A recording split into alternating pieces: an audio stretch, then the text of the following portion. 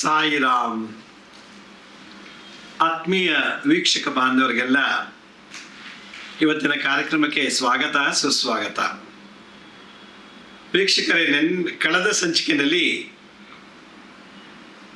ಮೇ 26, 2026 ಗುರು transit ಆಯಿತು. ಗುರುಪಥ ಬದಲಾವಣೆ ಬಗ್ಗೆ ತಿಳಿಸಿದೆ.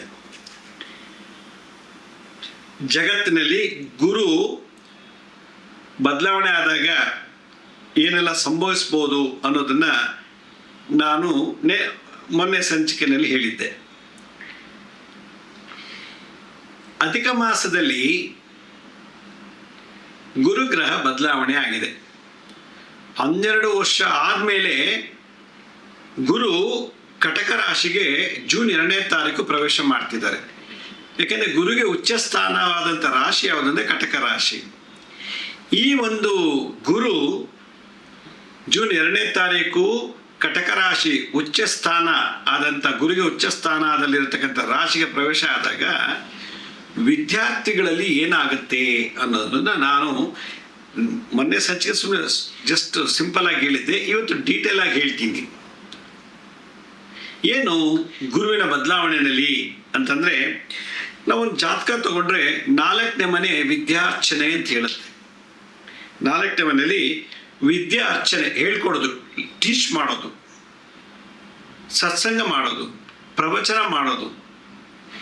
4ನೇ ಹೌಸು 4ನೇ ಮನೆ ವಿದ್ಯಾರ್ಚನೆ ಆದರೆ 5ನೇ ಮನೆ ಜ್ಞಾನಾರ್ಚನೆ.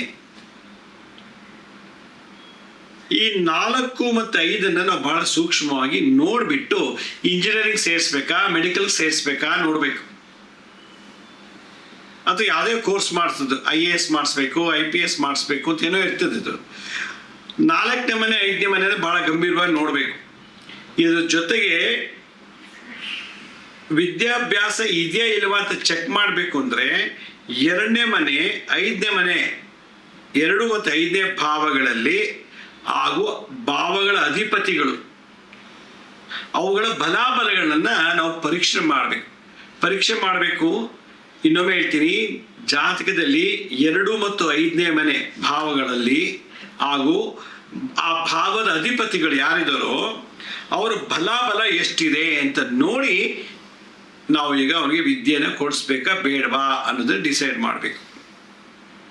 ಈ ವರ್ಷ ಅಧಿಕ ಮಾಸದಲ್ಲಿ ಗುರು ಟ್ರಾನ್ಸಿಟ್ ಆಗಿರೋದ್ರಿಂದ ವಿದ್ಯಾರ್ಥಿಗಳಲ್ಲಿ ಲಕ್ಷಗಟ್ಟಲೆ ಕೊಟ್ಟು MBBS ಸೇರಿಸ್ತಾರೆ, ಲಕ್ಷಗಟ್ಟಲೆ ಕೊಟ್ಟು ಇಂಜಿನಿಯರಿಂಗ್ ಸೇರಿಸ್ತಾರೆ. ಫಸ್ಟ್ ಇಯರ್ ಹೋಗ್ತಾರೆ, ಸೆಕೆಂಡ್ ಇಯರ್ ಬಿಟ್ಬಿಡ್ತಾರೆ. ಇಲ್ಲ ಅಡ್ಮಿಟ್ ಆದ ತಕ್ಷಣ ಇಂಜಿನಿಯರಿಂಗ್ ಕಾಲೇಜ್ ಇರ್ಬೋದು, ಮೆಡಿಕಲ್ ಯಾವುದೇ ಕೋರ್ಸ್ಗಾಗಲಿ ಅಡ್ಮಿಟ್ ಆಗ್ತಾರೆ, ಅಡ್ಮಿಷನ್ ಆಗುತ್ತೆ, ಹೋಗೋಕ್ಕಾಗಲ್ಲ, ಏನೋ ಅಡೆತಡೆಗಳು ಮಾಡ್ತಾರೆ. ಆದ್ರಿಂದ ನಾನು ಮೊನ್ನೆ ಸಂಚಿಕೆಯಲ್ಲಿ ಹೇಳ್ತಾ ಇದ್ದೆ, ಬುಧ ವಿದ್ಯಾಗ್ರಹಣ ಶಕ್ತಿಯನ್ನು ತೋರಿಸುವಂಥದ್ದು. ಬುಧ ಗ್ರಹ ವಿದ್ಯಾ ಅವನಿಗೆ ಎಷ್ಟು ಸಿಗ್ತದೆ, MBBS ಮಾಡ್ತಾನ, ಇಂಜಿನಿಯರಿಂಗ್ ಮಾಡ್ತಾನ, ಲಾ ಓದ್ತಾನ ಅಥವಾ ಬೇರೆ ಕೋರ್ಸ್ ಓದ್ತಾನ ಅಂತ. ಬುಧ ವಿದ್ಯಾಗ್ರಹಣ ಶಕ್ತಿ ಕೊಟ್ಟರೆ ಗುರು ಜ್ಞಾನಾರ್ಚನೆ ಶಕ್ತಿ ಕೊಡ್ತಾನೆ. ಇವೆರಡು ಸಂಯೋಗದಿಂದ ಶುಕ್ರ ಮೇಧಾಶಕ್ತಿಯನ್ನು ಕೊಡ್ತಾನೆ. ಆದ್ರಿಂದ ಬುಧ ಗುರು ಶುಕ್ರ ಇವರು ವಿದ್ಯಾಕಾರಕ ಗ್ರಹಗಳು ನನ್ನ ಅಭಿಪ್ರಾಯದಲ್ಲಿ. ಗುರು ಅಂದ ತಕ್ಷಣ ಗುರು ಒಬ್ಬನೇ ವಿದ್ಯೆ ಕೊಡೋದು. ಗುರು ಜ್ಞಾನಕಾರಕ, ಜ್ಞಾನಾರ್ಚನೆ, ವಿದ್ಯೆನ ಗ್ರಹಿಸುವ ಶಕ್ತಿ, ಓದಿ ಡಿಗ್ರಿ ತಗೊಳ್ಳುವಂಥ ಶಕ್ತಿ ಬುಧ ಗ್ರಹ. ಇದೆಲ್ಲ ಆದ್ಮೇಲೆ ಒಬ್ಬ ಪಂಡಿತ, ಪಾಮರ, ಒಬ್ಬ ಸ್ಕಾಲರ್, ಒಬ್ಬ ವಿಶೇಷವಾದ ವ್ಯಕ್ತಿ ಅಂತ ತೋರಿಸ್ಕೊಡೋದು ಗುರುಗ್ರಹ. ಮೇಧಾಶಕ್ತಿ, ಎಷ್ಟು ಓದಿದ್ದಾನೆ, ಎಷ್ಟು ತಿಳ್ಕೊಂಡಿದ್ದಾನೆ ಅನ್ನೋದನ್ನ ಶುಕ್ರ ತೋರಿಸುತ್ತೆ. ಈ ಒಂದು ಟ್ರಾನ್ಸಿಟ್ ಅಲ್ಲಿ ಕೆಲವ್ರಿಗೆ ಶುಕ್ರನ ದೋಷ ಇರುತ್ತೆ. ಶುಕ್ರನು ಕೂಡ ವಿದ್ಯಾಕಾರಕ ಅಂತ ಹೇಳಿದ್ದೀನಿ.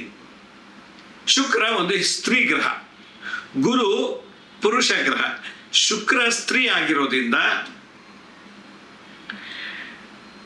ಅವನಲ್ಲಿ ಏನಾದರೂ ಸ್ತ್ರೀ ಶಾಪ ಇತ್ತು ಅಂದ್ರೆ ಆ ಹುಡುಗಿನಲ್ಲೋ ಸ್ಟೂಡೆಂಟ್ ಲೈಫಲ್ಲಿ ಅಥವಾ ಕೆಲ್ಸಕ್ಕೆ ಸೇರೋನ ಲೈಫಲ್ಲಿ, ವ್ಯಾಪಾರ ಮಾಡುವವನ ಲೈಫಲ್ಲಿ, ಈ ಒಂದು ಪೀರಿಯಡ್ನಲ್ಲಿ ಶುಕ್ರನ ಶಾಪ ಏನಾದರೂ ಇತ್ತು ಅಂತಂದ್ರೆ ಕಳ್ಕೊಳ್ಳೋ ಸಾಧ್ಯತೆ ಉಂಟು. ಶುಕ್ರ ಅಂದರೆ ಸ್ತ್ರೀ. ಅಲ್ಲಿ ಏನಕ್ಕೆ ಹೇಳ್ತಾ ಇದ್ದೀನಿ ಅಂದರೆ, ಪೂರ್ವ ಜನ್ಮದಲ್ಲಿ ನನಗೆ ಸ್ತ್ರೀಯಿಂದ ಜ್ಞಾನಾರ್ಚನೆ ಆಗಿದ್ದರೆ, ನಂಗೆ ಪ್ರಾಜೆಕ್ಟಿಗೆ ಗೈಡ್ ಆಗಿದ್ರು ಸ್ತ್ರೀ ಲೆಕ್ಚರರು, ಮೇಡಮ್ಮು, ನನ್ನ ಸ್ತ್ರೀಯಿಂದ ಸಂಗೀತ ಕಲಿತೆ, ಸ್ತ್ರೀಯಿಂದ ಭರತನಾಟ್ಯಂ ಕಲಿತೆ, ಸ್ತ್ರೀಯಿಂದ ಮ್ಯಾಥಮೆಟಿಕ್ಸು, ಫಿಸಿಕ್ಸು, ಎಕನಾಮಿಕ್ಸು, ಏನೋ ಒಂದು ಸಬ್ಜೆಕ್ಟು, ಒಬ್ಬ ಗುರು, ಸ್ತ್ರೀ ಏನೋ ಒಂದು ಗುರುಗ್ರಹದಿಂದ, ಸ್ತ್ರೀ ಏನೋ ಒಂದು ಹೆಂಗಸಿಂದ ನಾನು ಜ್ಞಾನವನ್ನು ಗ್ರಹಣೆ ಮಾಡಿದರೆ, ಗ್ರಹಣ ಅಂದರೆ ಪಡ್ಕೊಂಡಿದ್ರೆ, ಅಂಥ ಗುರುಗಳಿಗೆ ನಾನೇನಾದ್ರು ಮೋಸ ಮಾಡಿದರೆ, ಅಂಥ ಗುರುಗಳ ಬಗ್ಗೆ ಕೆಟ್ಟಾಗ ಅಪಪ್ರಚಾರ ಮಾಡಿದರೆ, ನನಗೆ ಜ್ಞಾನ ಕೊಟ್ಟಂಥ ಗುರು ಏನಾದರೂ ಮೇಲೆ ಅವ್ರ ಮೇಲೆ ಇಲ್ಲ ಸಲ್ಲದ ಆರೋಪಗಳನ್ನು ಮತ್ತು ಅವ್ರನ್ನ ಕೆಟ್ಟ ದೃಷ್ಟಿಯಿಂದ, ಕೆಟ್ಟ ಭಾವನೆಯಿಂದ ಅವ್ರನ್ನ ಕೆಟ್ಟದಾಗ ಉಪಯೋಗಿಸ್ಕೊಂಡಿದ್ರೆ, ಶುಕ್ರ ವಿದ್ಯಾಕಾರಕ ಗ್ರಹ ಏನು ಮಾಡ್ತಾನೆ, ಅವನು ಅಂಥ ಹುಡುಗನಿಗಾಲಿ ವಿದ್ಯೆ, ಇಂಜಿನಿಯರು, ಡಾಕ್ಟ್ರು, ಲಾಯರ್ ಯಾವುದು ಮಾಡೋಕ್ಕೂ ಬಿಡಲ್ಲ. ಇದು ನನ್ನ ಅನುಭವದ ಮಾತು. ಎಲ್ಲರೂ ಬರೀ ಆಲೋಸ್ಕೋಪ ಗುರು ನೋಡ್ಬಿಡ್ತಾರೆ. ಗುರು ಜೊತೆ ಬುಧ ಶುಕ್ರ ಎರಡೂ ನೋಡ್ಬೇಕು. ಯಾಕಂದ್ರೆ ಬುಧ ಗುರು ಶುಕ್ರ ವಿದ್ಯಾಕಾರಕ ಗ್ರಹಗಳು. 2-5 ಭಾವಗಳಲ್ಲಿ ಹಾಗೂ ಆ ಭಾವದ ಅಧಿಪತಿಗಳ ಬಲಾಬಲನ್ನು ಚೆಕ್ ಮಾಡಿ ಇವರಿಗೆ ಡೊನೇಷನ್ ಕೊಟ್ಟು ಸೇರಿಸ್ಬೇಕಾ ಬೇಡ ಅಂತ ಹೇಳ್ಬೇಕು. ಸುಮ್ಮನೆ ಎಲ್ಲರಿಗೂ ಸೇರಿಸ್ಬಿಟ್ಟು 1 ವರ್ಷ 6 ತಿಂಗಳು ನಮ್ಗೆ ಕಾಲೇಜ್ಗೆ ಹೋಗಲ್ಲ, ಅವ್ನಿಗೆ ಇಷ್ಟ ಇಲ್ವಂತೆ, ನಮ್ಗೆ ಅಷ್ಟು ವೇಸ್ಟ್ ಮಾಡ್ದ, ಲೋನ್ ತಗೊಂಡು ಕಳಿಸಿದ್ವಿ, ಕಾಲೇಜ್ಗೆ ಹೋಗ್ತಾ ಇಲ್ಲ ಅಂದ್ಬಿಡ್ತಾರೆ. ಹಾಗಾದ್ರೆ ಈ ಒಂದು ಪರಾಭವ ಸಂವತ್ಸರದಲ್ಲಿ ಯಾರಾದರೂ ಇಂಜಿನಿಯರಿಂಗು, ಮೆಡಿಕಲ್ಗೆ ಹೋಗುವಂಥವ್ರು, ಬೇರೆ ಬೇರೆ ಕೋರ್ಸ್ಗೆ ಹೋಗುವಂಥವ್ರು, ಫಸ್ಟು 2ನೇ ಮನೆ 5ನೇ ಮನೆ ಭಾವಗಳಲ್ಲಿ ಅವುಗಳ ಭಾವಾಧಿಪತಿಗಳ ಬಲಗಳನ್ನು ಚೆಕ್ ಮಾಡಿಸಿ ಇವ್ನಿಗೆ ಸೇರಿಸ್ಬೇಕಾ ಬೇಡವಾ ಅಂತ ಡಿಸೈಡ್ ಮಾಡ್ಕೊಳ್ಳಿ. ಇಲ್ಲ ಸುಮ್ಮನೆ ಸೇರಿಸ್ಬಿಟ್ಟು ಲಕ್ಷಾಂತರ ರೂಪಾಯಿ ಫೀಸ್ ಕಟ್ಟಿ, ಲಕ್ಷಾಂತರ ರೂಪಾಯಿ ಡೊನೇಷನ್ ಕಟ್ಟಿ ಅವ್ನು ಓದದೇ ಇಲ್ಲ ಅಂದರೆ ಯಾರ ಗ್ಲಾಸ್? ತಂದೆ ತಾಯಿ ಗ್ಲಾಸ್, ಅವನಿಗಲ್ಲ. ಹಾಗಾದರೆ ಈ ಥರ ದೋಷ ಇತ್ತು ಅಂದರೆ ಈ ವರ್ಷ ಈ ಗುರು ಟ್ರಾನ್ಸಿಟ್ ಪೀರಿಯಡ್ನಲ್ಲಾಗಲಿ ಅದು ಯಾವಾಗಲೇ ಆಗಲಿ ನೋಡಿ, ಯಾರಿಗೆ ಸ್ತ್ರೀ ಅನ್ನೋ ಒಂದು ಟೀಚರ್, ಅವಳು ಹೈಸ್ಕೂಲ್ ಟೀಚರ್ ಆಗಿರ್ಬೋದು, ಅಮ್ಮ ಕಾಲೇಜಲ್ಲೇ ಟೀಚರ್ ಆಗಿರ್ಬೋದು, ಅಲ್ಲ ನಮಗೆ PhD ಗೈಡ್ ಆಗಿರ್ಬೋದು, ಟೀಚಿಂಗ್ಗೆ ಅಂತ ಹೇಳ್ಬೇಕಾಗಿಲ್ಲ, ನಮ್ಗೆ ಯಾವ ಹೆಂಗಸು ಒಳ್ಳೇದನ್ನು ಕಲಿಸ್ತಾಳೋ ಅವಳು ಗುರು. ಅಂಥ ಸ್ತ್ರೀ ಮನವಹಿಸಿದ್ರೆ, ಅಂಥ ಸ್ತ್ರೀ ಬಗ್ಗೆ ಕೆಟ್ಟ ಮಾತಾಡಿದ್ರೆ, ಅಂಥ ಸ್ತ್ರೀ ಬಗ್ಗೆ ಅಪಪ್ರಚಾರ ಮಾಡಿದ್ರೆ, ಅಂಥ ಸ್ತ್ರೀ ಕೆಟ್ಟ ದೃಷ್ಟಿ ನೋಡಿದ್ರೆ, ಕೆಟ್ಟ ಉಪಯೋಗಿಸ್ಕೊಂಡಿದ್ರೆ, ಈ ಜನ್ಮದಲ್ಲಿ ಸ್ತ್ರೀಯಿಂದಲೇ ಮಾನಹಾನಿ, ಸ್ತ್ರೀಯಿಂದಲೇ ಧನಹಾನಿ, ಸ್ತ್ರೀಯಿಂದಲೇ ಎಲ್ಲ ಕಳ್ಕೊಂಡ್ಬಿಡ್ತಾನೆ. ಗುರು ಸ್ತ್ರೀ ಒಂದು ಹೆಂಗಸು ಗುರು ಸ್ಥಾನದಲ್ಲಿ ಇದ್ಲು, ಅವಳು ತೊಂದರೆ ಕೊಟ್ಬಿಟ್ಟಿದ್ದೀವಿ, ಹೀಗಾಗಿ ನನಗೆ ಎಲ್ಲಾದರೂ ನಷ್ಟ, ಎಲ್ಲಾದರೂ ನಾನು ಸೋತೋಗ್ಬಿಡ್ತೀನಿ. ಹಾಗಾದರೆ ಈ ಥರ ದೋಷಕ್ಕೆ ಏನು ಮಾಡಬೇಕು ಪರಿಹಾರ ಅಂತಂದರೆ, ಈ ಥರ ದೋಷಕ್ಕೆ ಏನು ಪರಿಹಾರ ಮಾಡಬೇಕಪ್ಪ ಅಂತಂದರೆ, ಸ್ತ್ರೀ ಗುರುಗ್ರಹ ಈಗ ಇಲ್ಲಿ ನೋಡಿ, ಬುಧ ವಿದ್ಯಾಗ್ರಹ ಶಕ್ತಿ, ಬುಧ, ಈ ಬುಧ ಕಿರುಬೆರಳು, ಗುರು ಯಾವುದು? ಈ ತರ್ಜನಿ ತೋರ್ಬೆರಳು, ಶುಕ್ರ ಮೇಧಾಶಕ್ತಿ. ಹೀಗೆ ಈಗ ಇಟ್ಕೊಂಡು ನೋಡಿ, 2 ಶುಕ್ರಗಳು ಟಚ್ ಆಗಬೇಕು, ಗುರುಗ್ರಹ ಟಚ್ ಆಗಬೇಕು, ಬುಧಗ್ರಹ ಟಚ್ ಆಗಬೇಕು. ಈಗ ಇಟ್ಕೊಂಡು ಕಣ್ಣು ಮುಚ್ಕೊಂಡು ಓಂ ಸಾಂ ಸೀಂ ಸೂಂ ಸೈಂ ಸೌಂ ಸಹ ಶುಕ್ರಶಾಪ ವಿಮೋಚಕಾಯೈ ಸುರಾದೇವಿಯೈ ನಮಃ ಅಂತ ಕಣ್ಣು ಮುಚ್ಕೊಂಡು ಜಪ ಮಾಡಬೇಕು. ಇನ್ನೊಮ್ಮೆ ಮುದ್ರಾ ತೋರಿಸ್ತೀನಿ. ಕಿರುಬೆರಳು ಜಲತತ್ವ, ಇದು ಬುಧಗ್ರಹ ಜಾಯಿನ್ ಮಾಡಿ. ತೋರ್ಬೆರಳು ತೋರ್ಬೆರಳು ಇಡಿ. ಬುಧ ವಿದ್ಯಾಗ್ರಹಣ ಶಕ್ತಿ, ಗುರು ಜ್ಞಾನಾರ್ಚನ ಶಕ್ತಿ, ಶುಕ್ರ ಹೆಬ್ಬೆಟ್ಟು, ಇದು ಮೇಧಾಶಕ್ತಿ. ಇಟ್ಕೊಂಡು ಕಣ್ಣು ಮುಚ್ಕೊಂಡು ಓಂ ಸಾಂ ಸೀಂ ಸೂಂ ಸೈಂ ಸೌಂ ಸಹ ಶುಕ್ರಶಾಪ ವಿಮೋಚಕಾಯೈ ಸುರಾದೇವಿಯೈ ನಮಃ.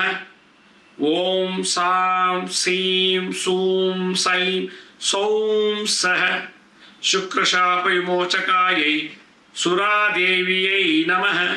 ಓಂ ಸಾಂ ಸೀಂ ಸೂಂ ಸೈಂ ಸೌಂ ಸಹ ಶುಕ್ರಶಾಪ ವಿಮೋಚಕಾಯೈ ಸುರಾದೇವಿಯೈ ನಮಃ ಅಂತ ಹೇಳಿ ಈ ಮಂತ್ರ ಹೇಳಬೇಕು. ಈ ಮಂತ್ರ ಹೇಳಿ ಮುದ್ರೆ ಫಿಸಿಯೋಥೆರಪಿ, ಮಂತ್ರ ಸೌಂಡ್ ಥೆರಪಿ, ತಂತ್ರ ಟೆಕ್ನಾಲಜಿ ಏನು. ಈ ದಕ್ಷಿಣಾಮೂರ್ತಿ ಮತ್ತು ಶಿವನ ಟೆಂಪಲ್ ಒಂದೇ ಜಾಗದಲ್ಲಿರಬೇಕು. ಅಲ್ಲಿ ಪಾರ್ವತೀ ದೇವಿ ಇರ್ತಾಳೆ. ಉದಾಹರಣೆಗೆ ನಂಜನಗೂಡಿನಲ್ಲಿ ನಂಜುಂಡೇಶ್ವರ ದೇವಸ್ಥಾನದಲ್ಲಿ ದಕ್ಷಿಣಾಮೂರ್ತಿ ಮೇಧಾಶಕ್ತಿ ಕೊಡುವಂಥವನು, ಶುಕ್ರಕಾರಕ ಅವನು. ನಂಜುಂಡೇಶ್ವರ ದೇವಸ್ಥಾನ ಪಕ್ಕದಲ್ಲಿ ಪಾರ್ವತಿ ಇದ್ದಾರೆ. ಶುಕ್ರ, ಪಾರ್ವತಿ ಅದು ಶುಕ್ರ ಸ್ತ್ರೀ ಗ್ರಹ. ಏಕಕಾಲದಲ್ಲಿ ಶುಕ್ರನ ಸ್ವರೂಪಿಯಾದಂಥ ಪಾರ್ವತೀ ದೇವಿ, ಮೇಧಾ ಸ್ವರೂಪಿಯಾದ ದಕ್ಷಿಣಾಮೂರ್ತಿಯ ದರ್ಶನ ಮಾಡಬೇಕಂತೆ. ಪೂಜೆ ಮಾಡಿ ಅವರಲ್ಲಿ ಮುಂದೆ ನಿಂತು ಪ್ರಾರ್ಥನೆ ಮಾಡಿ ಪ್ರದಕ್ಷಿಣೆ ಮಾಡಿದ್ದೆ ಆದರೆ ಪೂರ್ವ ಜನ್ಮದಲ್ಲಿ ಮಾಡಿದಂಥ ಸ್ತ್ರೀ teacher, class teacher, college lecture, lady college lecture, ಅಥವಾ ನಮ್ಗೆ ಯಾರು ಒಳ್ಳೇದು ಮಾಡಿರ್ತಾರೋ, ಒಳ್ಳೇದು ಕಲಿಸಿರ್ತಾರೋ, ಸಂಗೀತ ಡ್ಯಾನ್ಸ್ ಯಾವುದೋ, ಆ ಸ್ತ್ರೀಯನ್ನು ಗುರು ಇಂದ ಬಂದಂಥ ಶಾಪವನ್ನು ಈ ಮಂತ್ರದ ಮೂಲಕ ಶುಕ್ರಶಾಪ ವಿಮೋಚಕಾಯೈ ಸುರಾದೇವ್ಯೈ ನಮಃ, ಇದು ಬಹಳ ವಿಶೇಷವಾದ ಮಂತ್ರ. ಓಂ ಸಾಂ ಸೀಂ ಸೋಂ ಸೈಂ ಸೋಂ ಸಹ ಶುಕ್ರಶಾಪ ವಿಮೋಚಕಾಯೈ ಸುರಾದೇವಿಯೈ ನಮಃ. ಈ ಮಂತ್ರ ಹೇಳ್ಕೊಂಡು ತಂತ್ರ ಏನಂದರೆ ಪ್ರಾಯಶ್ಚಿತ್ತ ಮಾಡ್ಕೋಬೇಕು. ಆ ದೇವಸ್ಥಾನಕ್ಕೆ ಹೋಗಿ ಯಾವ ಶಿವನ ದೇವಸ್ಥಾನದಲ್ಲಿ ದಕ್ಷಿಣಾಮೂರ್ತಿ ಮೇಧಾ ಸ್ವರೂಪ ಮತ್ತು ಅಮ್ಮನವರು ಪಾರ್ವತಿ ದೇವಿ ಇರ್ತಾರೋ ಅಂಥ ಜಾಗದಲ್ಲಿ ಹೋದರೆ ಓದೋದಲ್ಲಿ ಡಿಸ್ಕಂಟಿನ್ಯೂ ಮಾಡೋದು, ಅಥವಾ ಓದೋಕ್ಕೆ ಆಗ್ತಿಲ್ಲ, ನನಗೆ ನೆನಪಿನ ಶಕ್ತಿ ಇಲ್ಲ, ಮತ್ತು ನನಗೆ ಕಾಲೇಜ್ಗೆ ಹೋಗೋಕೆ ಇಷ್ಟ ಇಲ್ಲ, ಸ್ಕೂಲ್ಗೆ ಹೋಗೋಕೆ ಇಷ್ಟ ಇಲ್ಲ, ಆಫೀಸ್ಗೆ ಹೋಗೋಕೆ ಇಷ್ಟ ಇಲ್ಲ, ವ್ಯಾಪಾರ ಮಾಡೋಕ್ಕೆ ಇಷ್ಟ ಇಲ್ಲ, ಇದೆಲ್ಲ ಸ್ತ್ರೀ ಗುರು, ಒಂದು ಹೆಂಗಸು ಗುರು ಸ್ಥಾನದಲ್ಲಿ ಇದ್ದಂಥವ್ರ ಶಾಪ ನಮ್ಮ ಜಾತಕದಲ್ಲಿ ಇದ್ದರೆ ಈ ದೋಷ ನಿವಾರಣೆ ಮಾಡ್ಕೊಳ್ಳೋಕೆ ಈ ಮಂತ್ರ ತಂತ್ರ ಮಾಡು. ತಂತ್ರ ಈಶ್ವರ ದೇವಸ್ಥಾನಕ್ಕೆ ಹೋಗಿ ಶಿವನ ದೇವಾಲಯದಲ್ಲಿ ದಕ್ಷಿಣಾಭಿಮುಖವಾಗಿ ದಕ್ಷಿಣಾಮೂರ್ತಿ ಇರ್ತಾರೆ. ಶಿವನ ಎಡಭಾಗದಲ್ಲಿ ಪಾರ್ವತಿ ದೇವಸ್ಥಾನ ಇರ್ತದೆ. ಅಂಥ ದೇವಸ್ಥಾನದಲ್ಲಿ ಹೋಗಿ ಪೂಜೆ ಮಾಡಿಸಿ ಪ್ರಾರ್ಥನೆ ಮಾಡಿ ಪ್ರದಕ್ಷಿಣೆ ಮಾಡಬೇಕು. ಎಷ್ಟು ಪ್ರದಕ್ಷಿಣೆ ಮಾಡ್ತೀರೋ ಅಷ್ಟು ಒಳ್ಳೆಯದು. 50, 108, 50 ಮಾಡ್ಬೋದು, 108 ಮಾಡ್ಬೋದು. ಮಾಡಿದ್ರೆ ನಿಮಗೆ MBBS, ಇಂಜಿನಿಯರಿಂಗು ಯಾವುದೆಲ್ಲೇ ಆಗಲಿ ಗುರು ಸ್ತ್ರೀ ಗುರುವಿಂದ ಬರುವಂಥ ದೋಷ ನಿವಾರಣೆ ಆಗುತ್ತೆ ಅಂತೇಳಿ ಗುರು ಸಂಹಿತೆಯಲ್ಲಿ ಹೇಳ್ತಾರೆ. ಅದರಿಂದ ಇದನ್ನು ಈ ಒಂದು ಗುರು ಟ್ರಾನ್ಸಿಟ್ ಆಗಿದೆ ಈ ವರ್ಷ ಅಧಿಕ ಮಾಸದಲ್ಲಿ. ಭಾಳ ಜನಕ್ಕೆ ಇನ್ನು ಇಂಜಿನಿಯರಿಂಗ್ ಸೇರಬೇಕು, ಮೆಡಿಕಲ್ಗೆ ಸೇರಬೇಕು, ಎಷ್ಟೋ ಜನಕ್ಕೆ ನೀಟ್ ಎಕ್ಸಾಮ್ ಇನ್ನೂ ಆಗಿಲ್ಲ. ನೋಡಿ ಗುರು ಅದಕ್ಕೆ ಹೇಗೆ ನಡೀತಾ ಇದೆ. ನೀಟ್ ಎಕ್ಸಾಮ್ ಪೇಪರ್ ಲೀಕ್ ಆಯಿತು, ಎಷ್ಟೆಲ್ಲ ಪ್ರಾಬ್ಲಮ್ ಆಯಿತು ವಿದ್ಯಾರ್ಥಿಗಳಿಗೆ. ಇದೆಲ್ಲ ಗಮನಿಸಿದಾಗ ನಮ್ಮನ್ನು ಕಂಟ್ರೋಲ್ ಮಾಡೋಕ್ಕೆ ಯಾವುದೋ ಒಂದು ಶಕ್ತಿ ಇದೆ ಮೇಲ್ಗಡೆ, ಅದೇ ಅಗೋಚರ ಶಕ್ತಿ, ಅದೇ ದೈವ ಶಕ್ತಿ, ಅದೇ ದೈವ ಬಲ. ಇದನ್ನು ನಾವು ಟಚ್ ಮಾಡಬೇಕು, ಸ್ಪಂದಿಸ್ಬೇಕು. ಆ ಲೆವೆಲ್ಗೆ ಧ್ಯಾನ ಜಪ ತಪ ಮಾಡಿ. ಅದಕ್ಕೆ ನಾನು ಪ್ರತಿಯೊಬ್ಬರಿಗೆ ಹೇಳ್ತೀನಿ, ಮನೆಗೊಬ್ಬ ಮುದ್ರೆ ಮಾಡಿ ಒಬ್ಬ ವೈದ್ಯನಾಗಬೇಕು, ಮಂತ್ರ ಸಿದ್ಧಿ ಮಾಡಿ ಮಾಂತ್ರಿಕನಾಗಬೇಕು, ತಂತ್ರಗಳನ್ನು ಮಾಡಿ ತಾಂತ್ರಿಕನಾಗಬೇಕು, ಟೆಕ್ನಾಲಜಿಸ್ಟ್ ಆಗಬೇಕು, ಯಂತ್ರಗಳನ್ನು ಬರೆದು ನಮಗೆ ನಾವೇ ಸೆಕ್ಯೂರ್ ಮಾಡ್ಕೋಬೇಕು. ಒಬ್ಬ ಮಿನಿಸ್ಟ್ರಿಗೆ ಗನ್ಮ್ಯಾನ್ಗಳು ಇರ್ತಾರೆ, ಸೆಕ್ಯೂರಿಟಿ ಫೋರ್ಸ್ ಇರುತ್ತೆ. ನಮ್ಗೆ ಯಾರು ಗನ್ಮ್ಯಾನ್ ಕೊಡ್ತಾರೆ, ನಮ್ಗೆ ಯಾರು ಸೆಕ್ಯೂರಿಟಿ ಇರ್ತಾರೆ? ನಮ್ಮ ಯಂತ್ರಗಳನ್ನು ಧಾರಣೆ ಮಾಡಿಕೊಂಡಿದ್ರೆ ಮಾತ್ರ ನಮಗೆ ಇಡೀ ಜಗತ್ತಿನ ಎಲ್ಲ ಬಲಗಳು ನಮಗೆ ಗನ್ಮ್ಯಾನಾಗಿ ನಿಂತ್ಕೊಳ್ಳುತ್ತೆ. ಅದರಿಂದ ಯಂತ್ರ, ತಂತ್ರ, ಮಂತ್ರ, ಮುದ್ರ ಇವೆಲ್ಲ ನಮ್ಮ ಜೀವನದ ಬದುಕಿನಲ್ಲಿ ಏಳಿಗೆಗೆ ಇರುವಂಥ ಭಗವಂತ ಕೊಟ್ಟಂಥ ಆಶೀರ್ವಾದ ರೂಪದಲ್ಲಿ ಕೊಟ್ಟಂಥ ಒಂದು ಜ್ಞಾನ. ಇದನ್ನು ಪಡಿಬೇಕು ಅನ್ನೋದೇ ನನ್ನದು ಆಸೆ. ನೋಡ್ದಲ್ಲ ವೀಕ್ಷಕರೇ, ಸ್ತ್ರೀ ಗುರು ಶಾಪ ಹೇಗೆ ವರ್ಕ್ ಆಗುತ್ತೆ ಅಂತ. ಹಾಗಿದ್ರೆ ಇದನ್ನು ಅಭ್ಯಾಸ ಮಾಡಿ. ಈ ಎಪಿಸೋಡ್ನ ಎಲ್ಲ ವಿದ್ಯಾರ್ಥಿಗಳಿಗೆ ಶೇರ್ ಮಾಡಿ. ನೀವು ಊಟ ಕೊಡಬೇಡಿ, ಬಟ್ಟೆ ಕೊಡಬೇಡಿ, ಆಸ್ತಿ ಕೊಡಬೇಡಿ, ನನ್ನ ಎಪಿಸೋಡ್ಸ್ನ ಶೇರ್ ಮಾಡಿ, ಅವ್ರಿಗೂ ಒಳ್ಳೇದಾಗಲಿ. ಈ ಥರ ಶೇರ್ ಮಾಡೋದು ಒಂದು ದಾನ. ಎಲ್ಲಿಗೂ ಆ ಲಿಂಕನ್ನು ನೀವು ನೋಡಾದ್ಮೇಲೆ ಶೇರ್ ಮಾಡಿ, ಲೈಕ್ ಬಟನ್ ಒತ್ತಿ. ಎಲ್ಲ ಎಪಿಸೋಡ್ಸ್ ನಿಮ್ಗೆ ಬೇಕು ಅಂತಲೇ ನಮ್ಮ ಶಿರ್ಡಿ ಸಾಯಿ ಭಿಕ್ಷಾ ಕೇಂದ್ರ ಹೆಲ್ತ್ ಸೈನ್ಸ್ ಅಂತ ಹೇಳಿ ಯೂಟ್ಯೂಬ್ ಚಾನಲ್ ಇದೆ. ಲಾಗಿನ್ ಆಗಿ, ಸಬ್ಸ್ಕ್ರೈಬ್ ಆಗಿ, ಬೆಲ್ ಬಟನ್ ಪ್ರೆಸ್ ಮಾಡಿ. SSPK ಜ್ಞಾನೋದಯ ಅಂತ ಒಂದು ಮ್ಯೂಸಿಕ್ ಚಾನಲ್ ಇದೆ, ಅದಕ್ಕೂ ಸಬ್ಸ್ಕ್ರೈಬ್ ಮಾಡ್ಕೊಳ್ಳಿ. ಫೇಸ್ಬುಕ್, ಇನ್ಸ್ಟಾಗ್ರಾಮು, ಟ್ವಿಟ್ಟರ್, ಲಿಂಕ್ಡ್ಇನ್ನಲ್ಲಿ ಕೂಡ ನಾವು ಟೈಮ್ ಟು ಟೈಮು ಎಲ್ಲ ಇನ್ಫಾರ್ಮೇಷನ್ ಅಪ್ಲೋಡ್ ಮಾಡ್ತಿರ್ತೀವಿ. ಅಪಾಯಿಂಟ್ಮೆಂಟ್ಸ್ ಬೇಕಿದ್ರೆ ಮಾತ್ರ www.lakshmisrinivas.in ಅಂತ ನೀವೇ ಲಾಗಿನ್ ಆಗಿ ಯಾವ ಡೇಟು ಯಾವ ಟೈಮ್ಗೆ ನೀವೇ ಬುಕ್ ಮಾಡ್ಕೊಳ್ಳಿ ಅಂತ ಹೇಳ್ತಾ ಇವತ್ತಿನ ಸಂಚಿಕೆ ಮುಗಿಸ್ತೀನಿ. ಇದೇ ರೀತಿ ಗಂಡು ಗುರುವಿನ ಶಾಪ ಇದ್ರೆ ಈ ವರ್ಷ ಹೆಂಗೆ ನಡೀತಿ ಅಂತ ನಾನು ಮುಂದಿನ ಸಂಚಿಕೆ ತಿಳಿಸ್ಕೊಡ್ತೀನಿ. ಅಲ್ಲಿವರೆಗೂ ನನ್ನ ನಮಸ್ಕಾರ. ಸಾಯಿರಾಮ್.